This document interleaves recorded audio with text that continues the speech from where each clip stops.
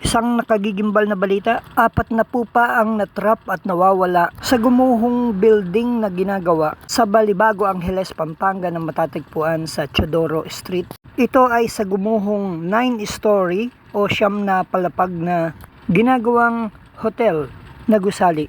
Kaninang alas 3 ng madaling araw, ngayong linggo, May 24, 2026. Sa ngayon nagkakaroon ng rescue operation ng mga kinauukulan sama ang Bureau of Fire Protection, PNP, at Angeles City, DRRMO. Ang nagpapahirap sa rescue operation ang live na mga kuryente na mga wires o mga linya.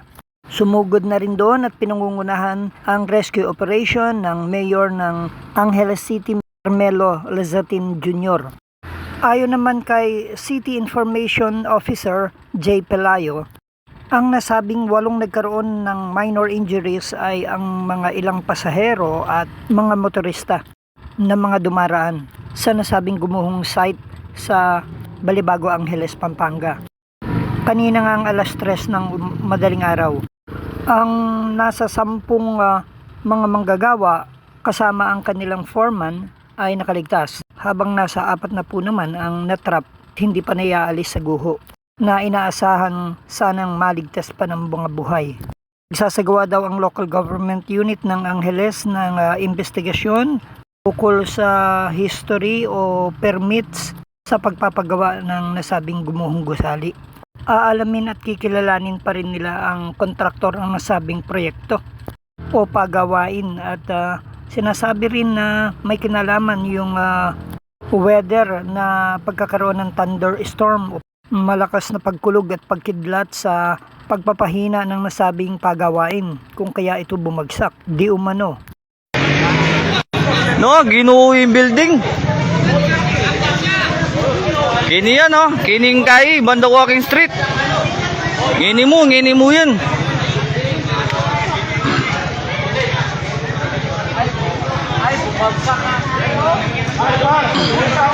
Ay, kuryente ha! Tipang tao kayo tambabo, oh. Tao sa taas! Baka kailangan ng rescue nun!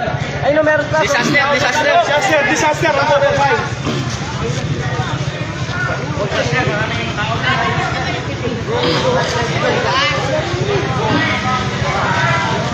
Ito yung ginagawa nilang building, oh. May masasaliling dyan, di ba tapos?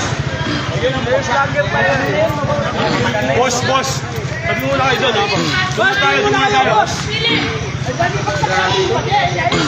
Grabe, oh. Ang ginagawa ng building, may bagsak. Hanap niyo ba yung mga masasarap na bigas na ihahain sa inyong hapagkainan? O nais niyo ring magtinda sa inyong sari-sari o rice dealer store?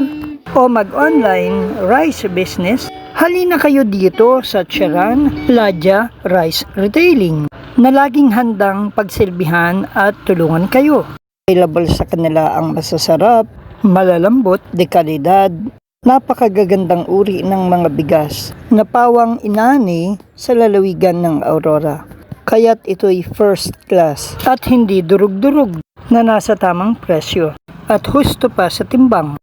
Ang Charan Rice Retailing ay matatagpuan sa Barangay 4 sa bayan ng Maria Aurora sa Aurora Province, sa Mangasar Street, corner ML Quezon Street, patungo ng Maria Aurora Public Market.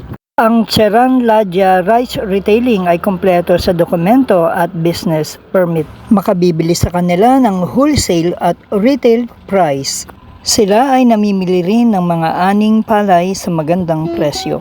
Maaari silang tawagan sa 0991-835-8153. Sila ay bukas mula umaga hanggang alas 8 ng gabi.